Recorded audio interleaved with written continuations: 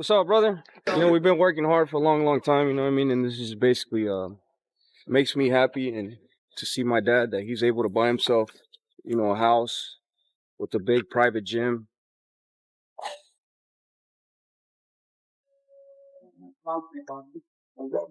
I know there's a lot of things that we could accomplish, and there's a lot of things that we could give back, not only to our people, but to our community. You know what I mean? We got a lot of fighters here. One of our friends painted this. He goes to the first Benavidez boxing gym, the one in Burien. He paints them all himself, so he's a talented brother. So but yeah, this is my dad's design, you know what I mean? This is actually my first time, starting training camp here in this gym. Stretch it down, pull it up. Ready, go. 10, 9, 8, 7, power, 6, 5, power, 4, power, 3, 2, one more. Good. Under here. Roll under the bed.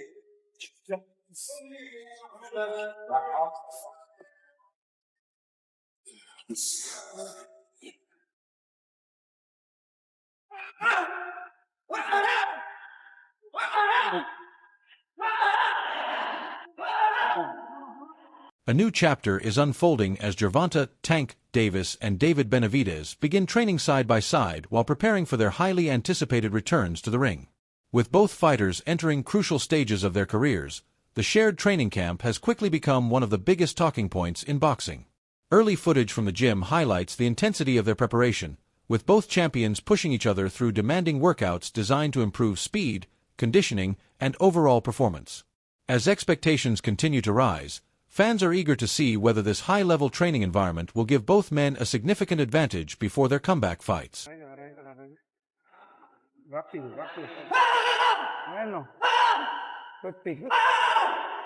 10 seconds!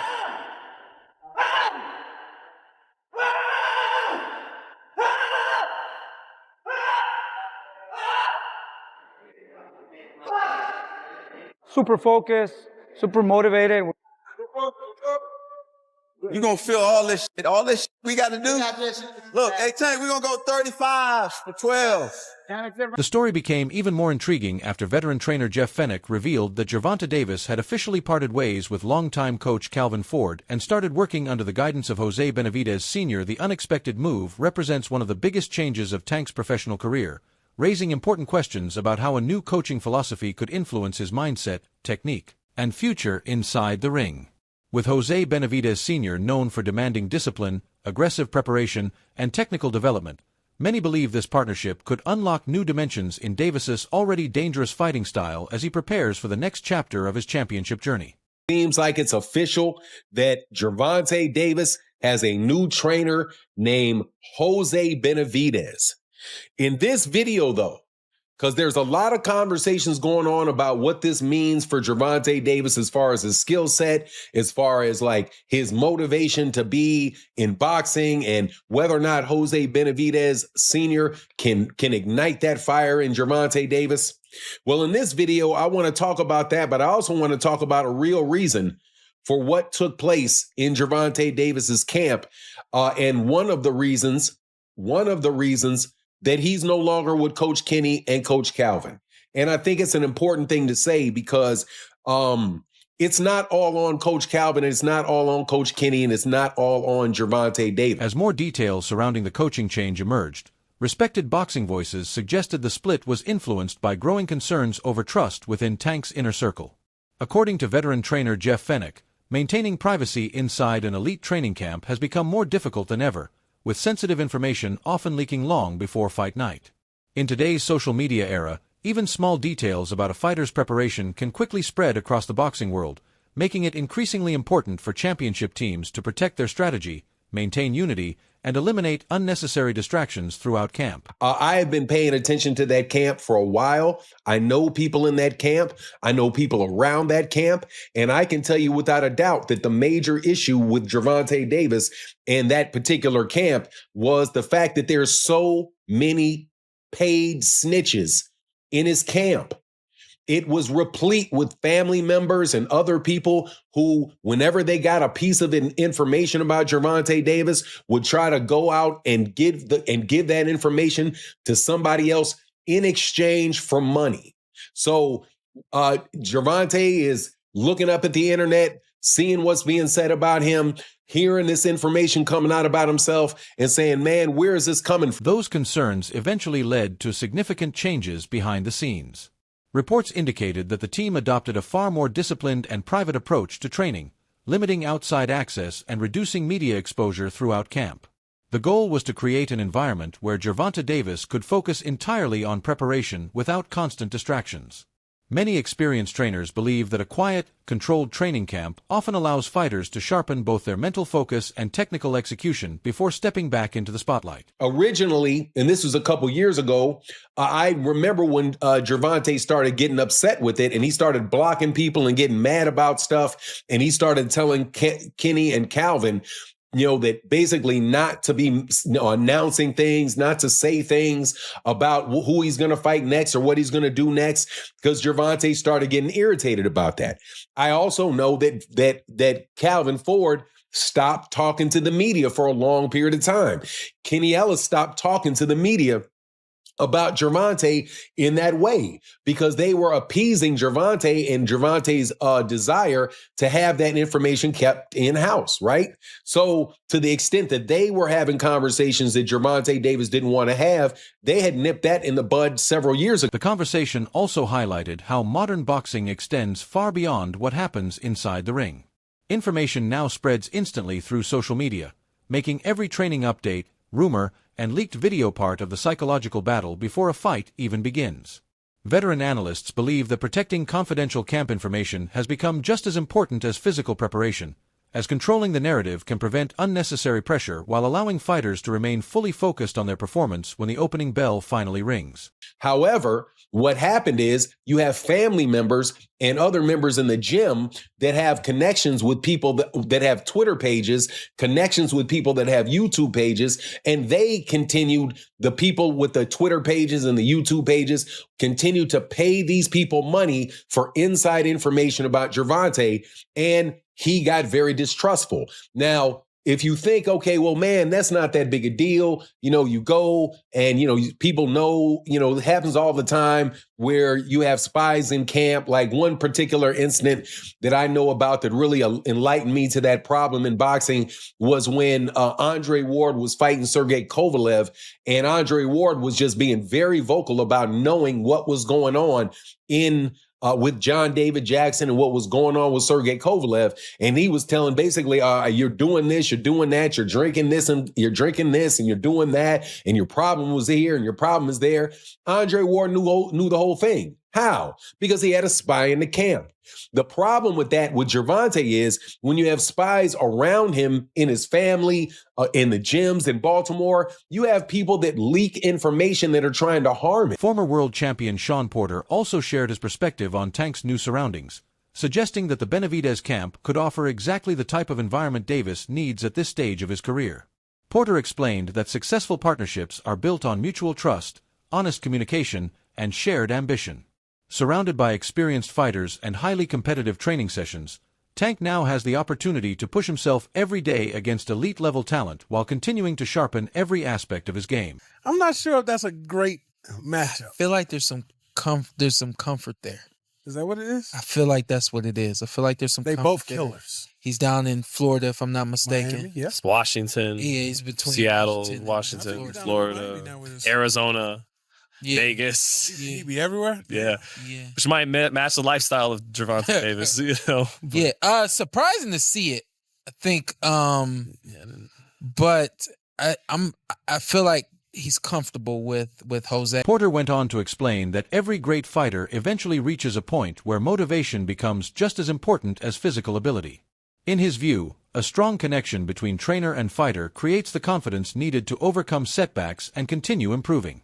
If Gervonta Davis and Jose Benavidez Sr. continue building that chemistry throughout camp, the partnership could become one of the biggest factors in Tank's preparation as he looks to return to the ring stronger, sharper, and more determined than ever. And just telling y'all what I know, sometimes that's all it takes. Whatever's going to get this light flip up, turned on, and keep it on, sometimes it's comfort. I just need somebody that I feel comfortable with, that I can be myself with, and that, when I'm ready to move, they moving. When they ready to move, I'm moving. And I feel like he thinks he has that with Jose. I don't know. That's just right off the top of the He head. likes to seeing move that when stuff. he wants to move. Too. Yeah. As discussions surrounding Tank's new training camp continued to grow, boxing analyst Anthony Bell questioned whether such a major coaching change would immediately deliver the results many fans expect. He acknowledged Jose Benavidez Sr.'s proven experience, but noted that building a successful partnership with a new fighter takes time, patience, and complete trust.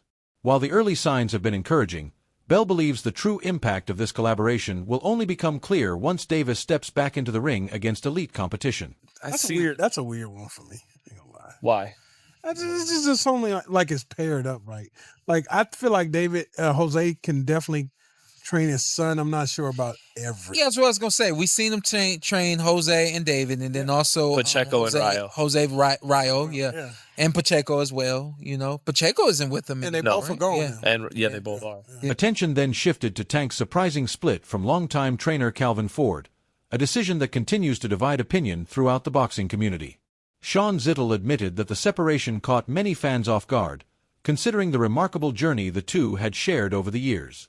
Ford played a vital role in developing Davis from a young prospect into a world champion, helping shape the aggressive counterpunching style, ring IQ, and explosive finishing ability that have defined Tank's career. It's their business, but I just don't. I don't add up the beef with him and Calvin Ford. Really, I guess Calvin may have done an interview or two that Gervonta didn't like, but it's like That made no sense, man. Look, I remember when I saw Truck Simpson spar before Truck tailed off when he had promise. No offense, Truck, much love to you. But when Truck was 18, 19 years old and it was like, oh, this kid, he has talent. He has real upside. He threw his punches in the same way Gervonta Davis did. He had a lot of the same kind of rhythm that Gervonta did. And that's what made me go, Calvin is a good trainer. Even though Calvin didn't move the needle for Jahan Ingram over the weekend. Jahan Ingram lost to Devin Cushing. It didn't look like Calvin had a big impact on him winning, and he wound up losing to Devin Cushing. Devin Cushing, bigger guy anyways. But when I saw Truck do that, I go, okay, so Calvin has an imprint. He has a system. There's a way a guy he builds from scratch in the Baltimore amateur program looks. And so that made me lend more credence to Calvin's work. Reflecting on their long-standing partnership, Zittel explained that Calvin Ford was often the one who pushed Tank through his toughest moments inside the gym, demanding discipline and maintaining high standards throughout every training camp. Their relationship extended far beyond boxing, making the decision to part ways even more surprising. Although the reasons remain largely private, many believe both men will always share an important chapter in one another's careers regardless of where the future leads. I just remember Tank being in the gym for the Santa Cruz fight, came in heavy and was in Floyd's gym. And he didn't that spark didn't come and Floyd was trying to get it out of him. It wasn't really happening in the first couple of weeks. He had to wait to wire. He had a couple months until the Santa Cruz fight date.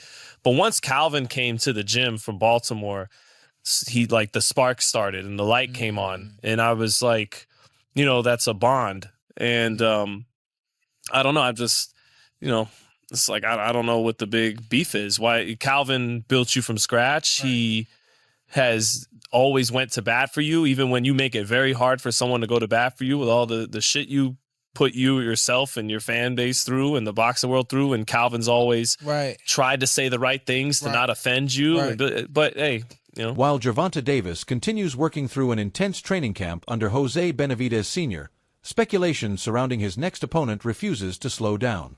Reports have linked Tank to several major names, with rumors suggesting that negotiations for another blockbuster fight have already begun behind the scenes.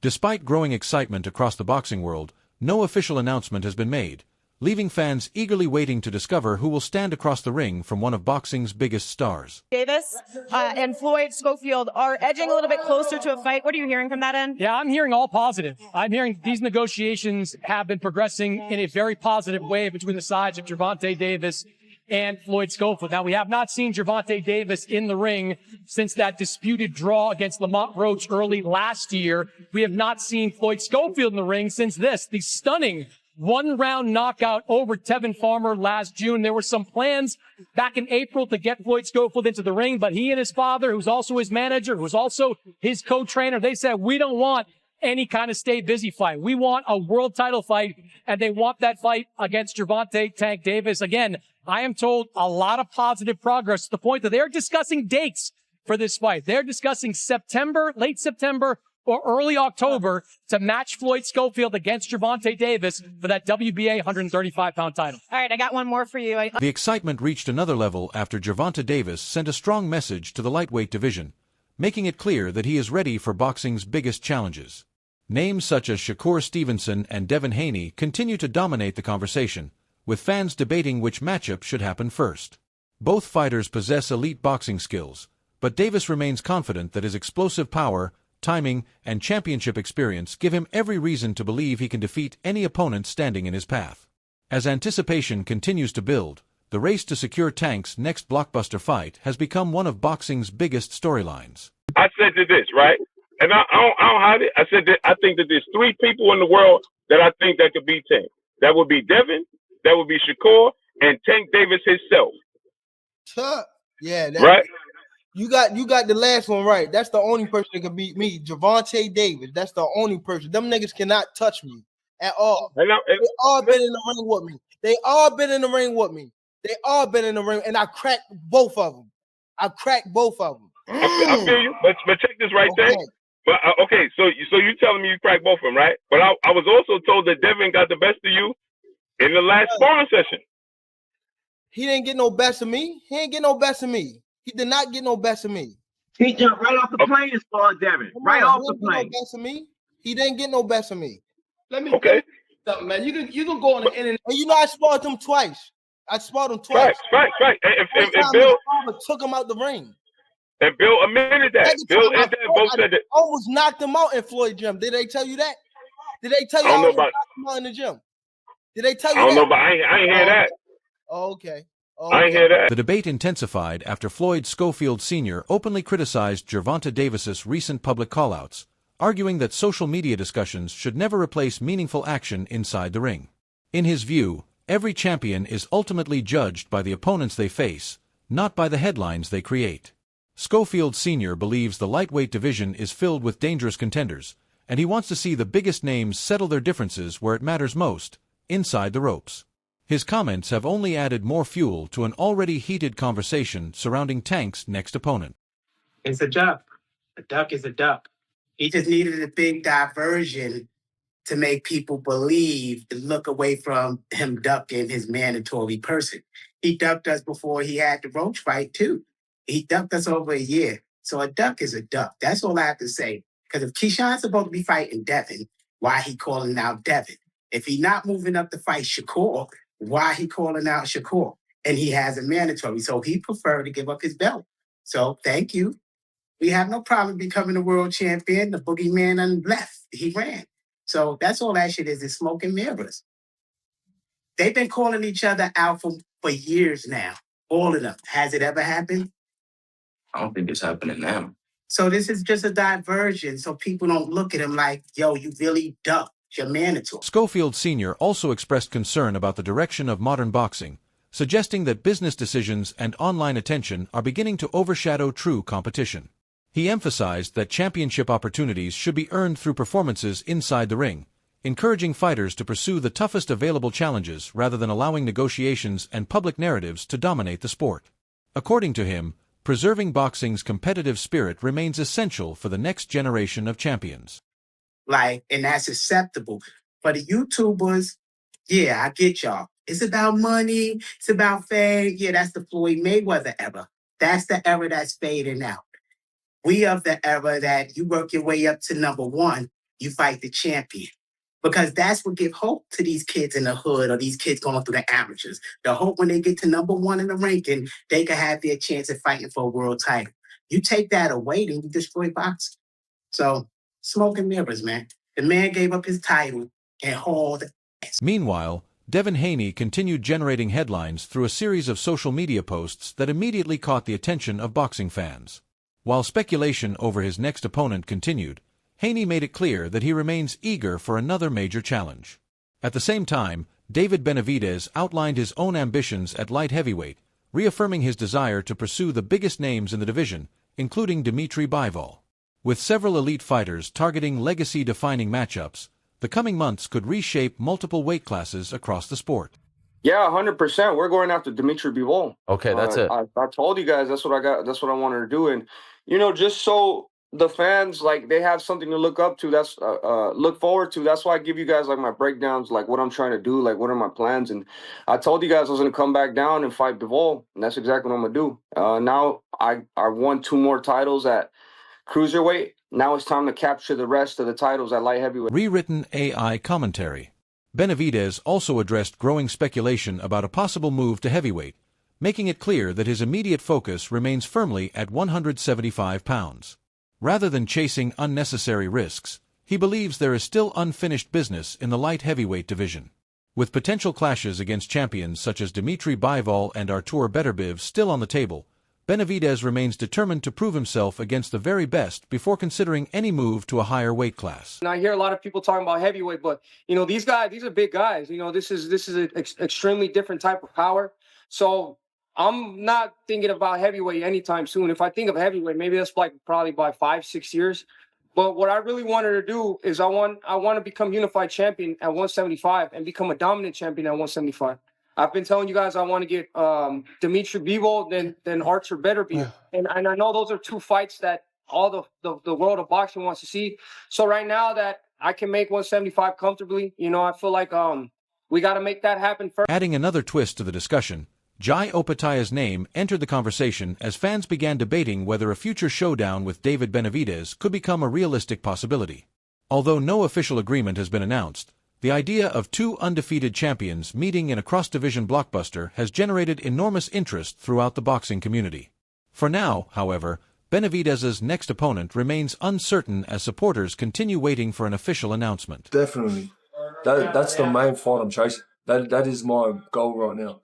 You know what I mean? And then till I win that WBO and that WBA and the WBC as well, you know what I mean? That's my goal. You know what I mean? Anyone that says anything else, fine.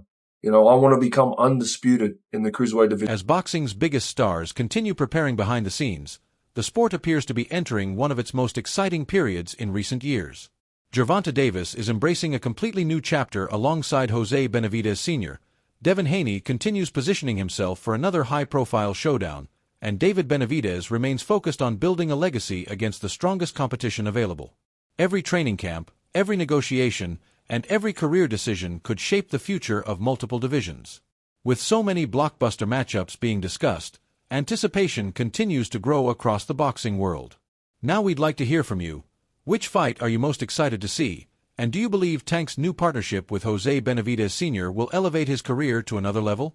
Share your predictions in the comments below. If you enjoyed this breakdown, don't forget to like, subscribe, and turn on notifications for more boxing news, exclusive updates, and in-depth fight analysis. Thanks for watching, and we'll see you in the next one.